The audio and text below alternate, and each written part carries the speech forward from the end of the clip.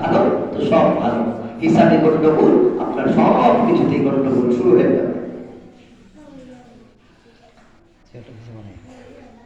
وعن أسماء بنت أبي بكر أنها قالت كان رسول الله صلى الله عليه وسلم حكيما فذكر فتنة الكبر التي يبتلو فيها المرء فلما ذكر ذلك دجال المسلمون والدجال الحلال بين وبين أفهاما فلما رسول الله صلى الله عليه وسلم فلما سكنت دجتهم قلت لرجل كريم مني أي بارك الله فيكما قال رسول الله صلى الله عليه وسلم في آخر قوله قال قد أوحي الذي أنكم تفتنون في القبور كذا قريبا من الفتنة الدجال رواه النسائي হযরত হাফসা রাদিয়াল্লাহু তাআলা আনহা তিনি বলতেছেন একদা আল্লাহ রাসূল সাল্লাল্লাহু আলাইহি ওয়াসাল্লাম মজলিসে বসে যখন কবর সম্পর্কে আলোচনা করতেছিলেন, হঠাৎ করে দেখতেছেন পর্যায়ে সাহাবায়ে কেরামরা কবরের আলোচনা শুনতে শুনতে চিৎকার করতে লাগলেন, আওয়াজ হইতে লাগলো। হঠাৎ করে হাফসা রাদিয়াল্লাহু তাআলা গুরুত্বপূর্ণ কথাগুলো আর শুনতে পান নাই।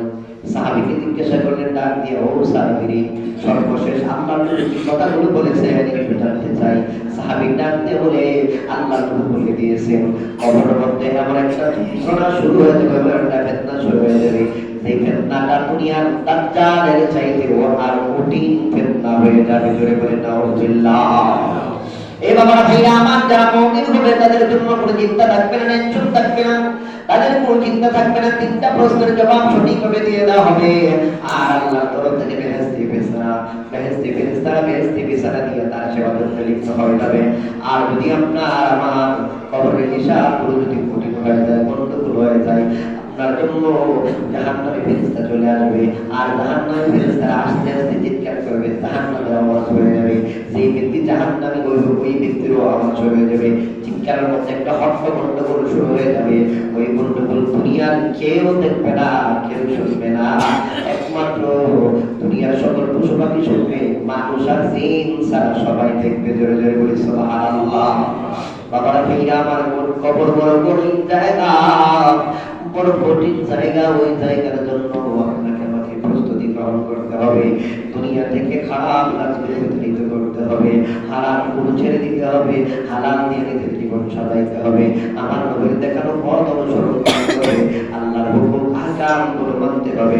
তাহলে আপনার আমার কবরের জিন্দেগিটা সুন্দর হবে। এটা আমরা চাই কি চাই না? যদি বলেন চাই, যদি চাই তাহলে আল্লাহর হুকুম, নবীর দেখানো পথ অবশ্যই অনুসরণ করতে হবে। তাহলে আপনার আমার জীবনটা ভালো হবে। قال سفيان ثوري رضي الله تعالى عنه নবীর সাহাবী সফওয়ান সাউরি রাদিয়াল্লাহু তাআলা আনহু বর্ণনা করেন, ইজা সুইলাল মাইয়িত মান রাব্বুকা ইয়াতাআলাহু শায়তান ফি সূরাতিন ওয়া ইয়াশুরু ইলা নাফসিহি ইন্নী আনা রাব্বুকা ক্বালা তিরমিযু হাযা ফিতনাতুল আযীমাত নাশারাহু মাজালিসুল আবরার ফিল কুরতুবিয়্যুন। হযরত তিরমিজি রাদিয়াল্লাহু তাআলা আনহু একটি হাদিস বর্ণনা করে বলে দিয়েছেন, ও দুনিয়ার মানুষ, কবরের মধ্যে দুই দাজ্জালের ফিতনার মধ্যে একটা ফিতনার নমুনা বলে দেই। একটা হইল যখন কবরের মধ্যে মৃত ব্যক্তিকে প্রশ্ন করা হবে, তার রব্বুকা, তোমার রব কি? তখন এই বাম পাশে শয়তান একটা সুর দাঁড় করে বলবে, ও বান্দা, তুই আমার দিকে তাকা, আর আমি শয়তানকে আল্লাহ বলে দাও, তাহলে তোর সবকিছু মুক্ত হয়ে যাবে, যা ঈমান হারা হয়ে যাবে। শয়তানের দিকে তাকাইয়া এইটা করে বলবে সেই তার আল্লাহ। তৎক্ষণাৎ তার জীবনটা, তার হিসাবটা একেবারে নিকৃষ্ট হয়ে তার জন্য জাহান্নাম রেডি হয়ে যাবে। এই তিরমিজি শরীফের এই তিরমিজি ইমাম তিরমিজি বলতেছেন, এই জায়গাটা বড় কঠিন জায়গা।